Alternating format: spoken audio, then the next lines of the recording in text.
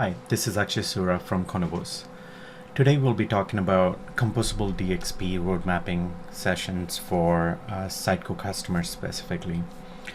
Why do we want to talk about Composable DXP Roadmapping for Sitecore customers specifically is that in the recent past, there's been a movement from going from a monolith architecture into a Composable DXP architecture. And this has been more significant from a Sitecore perspective as they have pivoted towards Composable DXP and the benefits of Composable DXP. And the purchases Sitecore has made in the last year or two lead us to believe that that's the direction they wanted to go. And they actually are making an effort to push quite hard on going into a Composable DXP architecture. From a Gartner perspective, Gartner says that adopt the Composable DXP strategy so you can future-proof your technology stack. This means different things to different organizations, but in a way, basically, it's trying to say that if you don't get on the bandwagon at this moment in time, this seems to be the buzzword of the industry. You might be left behind, or it might take you longer to recover. Now, what people don't usually realize when we're talking about Composable DXP is what is this new buzzword, right? So if we look at it from how Gartner puts it, a monolith is a system where you have everything inside of the monolith itself. There is no need for you to find another provider for personalization or analytics or anything else the Monolith CMS is providing you. Now, there's good and bad to that. Depending on your use case, it is probably better if you stay on a monolith as opposed to going to a composable architecture. So it is case by case, and it truly depends on your organization and your needs and how ingrained this system is in your organization as well. But in most cases, there is a good reason why you should be looking at a Composable DXP. And what I explain to a lot of these organizations is that whether you realize it or not, most likely you're already partway there. What I mean by that is most of the companies we look into or try to help, they're already using a different analytic provider, for instance Google Analytics with Google Tag Manager, to manage their analytics overall across all brand properties. Now, they have a specific team who are really good at what they do in terms of SEO and measurements and looking at the traffic and analyzing it. So from a Composable DXP perspective, the piece for analytics is already separated out. The same can be talked about in terms of how you manage your customers. Maybe you use Marketo or other tools where you are creating forms or landing pages or funneling, something like HubSpot, for instance, where from a personalization perspective as well, there are providers which can provide the same functionality in a Composable DXP. At the end of it, it isn't something you switch overnight. You could do it over a period of time. You could take your time doing it. You could evaluate while you're doing it. And there's no need to rush in order for you to jump Composable DXP, because most likely you're already halfway there.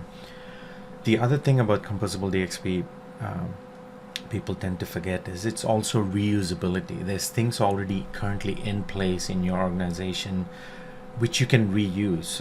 As I mentioned, the analytics, maybe you have a search provider internally, or maybe you have a PIM, product information management system, already in your organization. Doesn't necessarily mean you take everything out and then you put new things in. It's also about reusability. Basically, whatever works best for your organization is what you should be looking into. Now, I would like to tell you a marketing story, see what you take out of it. This is a story about a fictitious company who's having challenges. They're having challenges in terms of using this system where they are having to do quite a few of the custom integrations. Efforts been duplicated in terms of, you might have already have a PIM, but then the media assets are being duplicated in the monolith, or you probably already have a DAM, but the product and media assets are being duplicated, the processes are being duplicated, deployments probably take longer, they are a pain, cost of infrastructure is growing.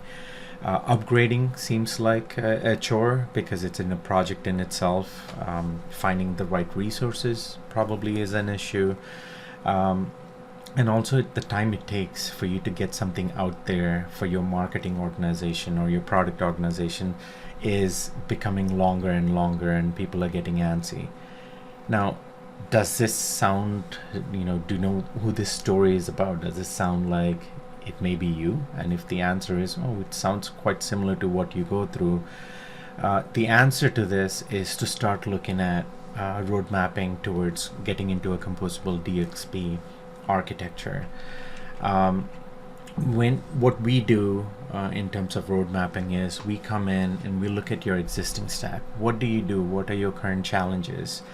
Where do we see duplication? Where do we see there might be answers already in your organization which we can reuse those solutions to solve some of these problems?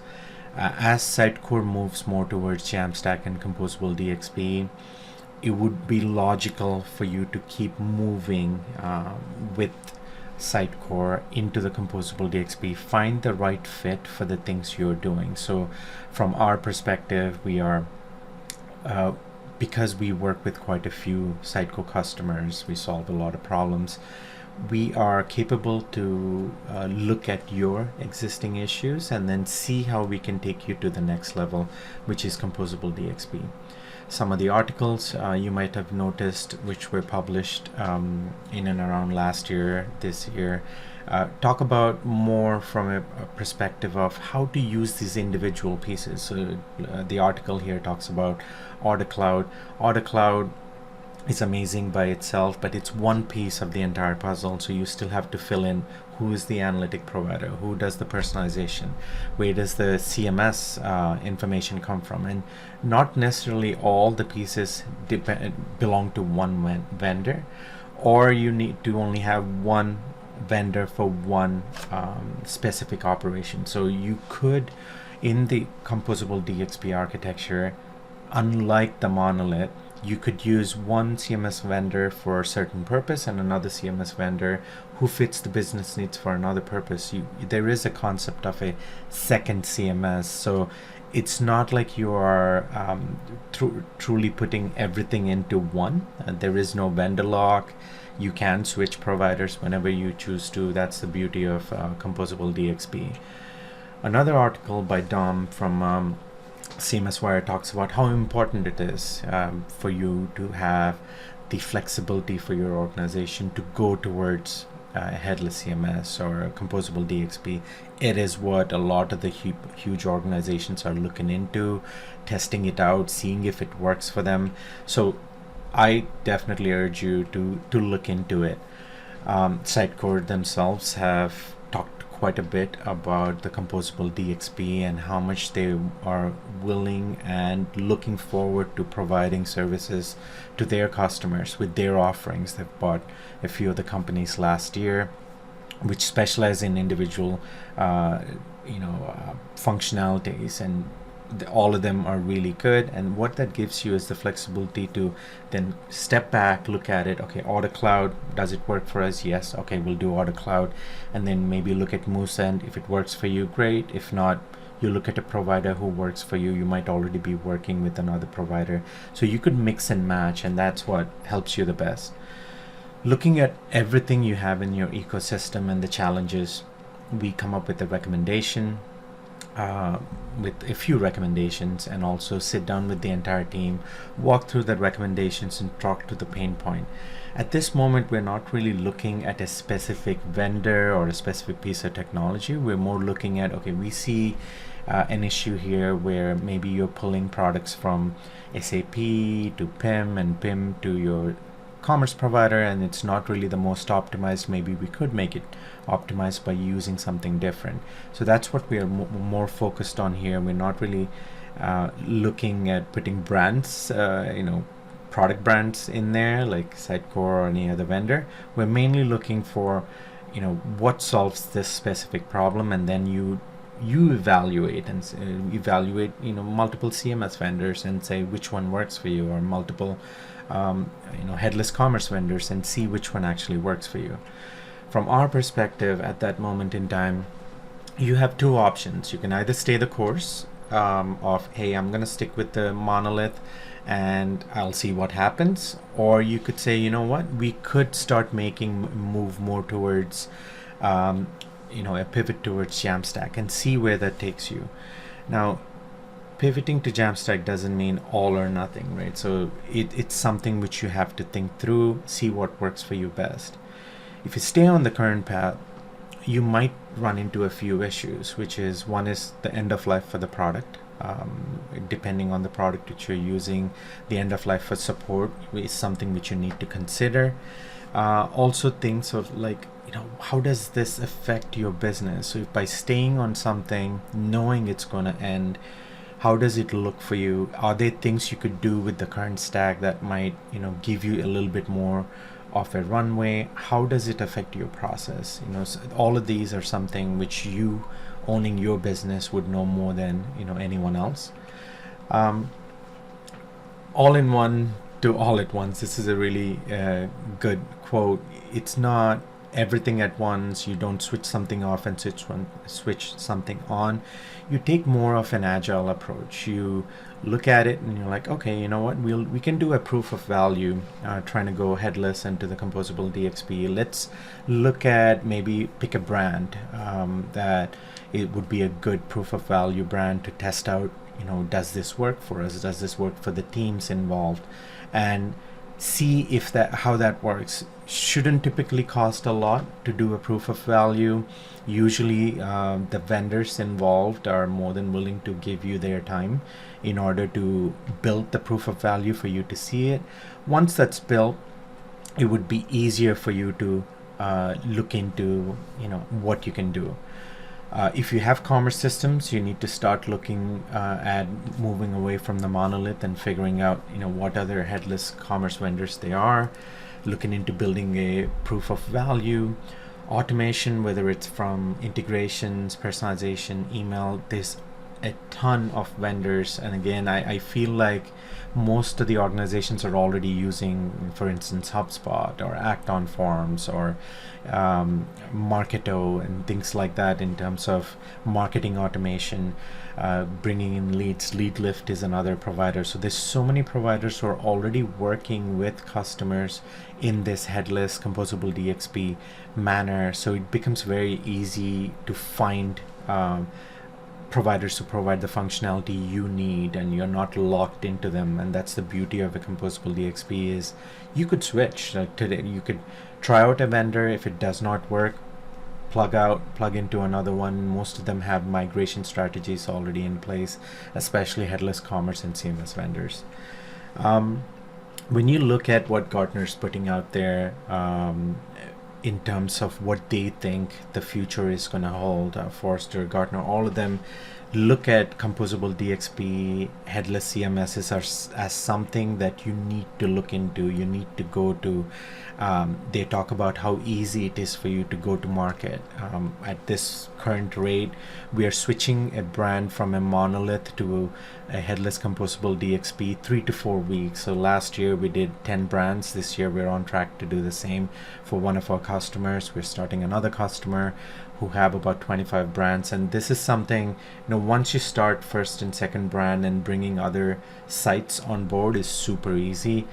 Really urge you to go look at it in terms of material out there from trusted sources, which will kind of give you an idea of what it is that it takes in terms of moving to a headless architecture. How does it compare in terms of revenue? How does it compare in terms of features? For instance, there's a lot of things out there, so I urge you to look into it. At the same time, just go to reputable sources where you could take a look at it. So this is a good slide in terms of monolith to a more modular Composable DXP solution as to what benefits you get. And again, I do want to stress that depending on the organization you're in, maybe monolith works for you better than a modular Composable DXP, and that's something you need to weigh in terms of where you are in your journey as well.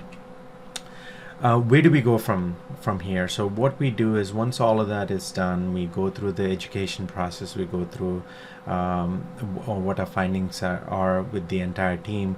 We come to the last part, which is building a proof of value, and this is super important. And we've seen it a couple of times in the customers we deal with. The whole mindset of the organization changes once you actually show the proof of value. So building a brand site which utilizes integrations into SAP, the PIM, the DAM, and bringing in the products, pushing out the orders to SAP, and building this headless CMS with a headless commerce solution out of the box with very minimal effort, and being able to show this proof of value to the higher ups and the rest of the team brings in the buy-in, right? So they look at it and like, oh, this is actually possible. Then we start getting these questions. So actually, how do you do this? Does this go in as a quote to SAP or an actual order? How are we bringing into the products from the PIM? Can we do this? Can we do that? And they get more engaged. And once you kind of show the proof of value, everything changes. And one, it doesn't cost as much. Two, you get to see how exactly it would work, and then you can plan out and be like, okay, now we have the second track where we can move slowly, a site at a time, into this more composable DXP manner. And I really think that is a huge benefit. So recapping, Composable DXP might not be for every organization, but it is for most organizations. Look into it. It is an agile based process where you don't have to move everything at once. You can reuse what you already have. You don't have to get all new systems. So if you already have an analytics solution in place, you're using Google Analytics or whatever you use, you could continue doing that. If you already have a marketing solution, which is Marketo or HubSpot, whatever it is, you could continue doing that.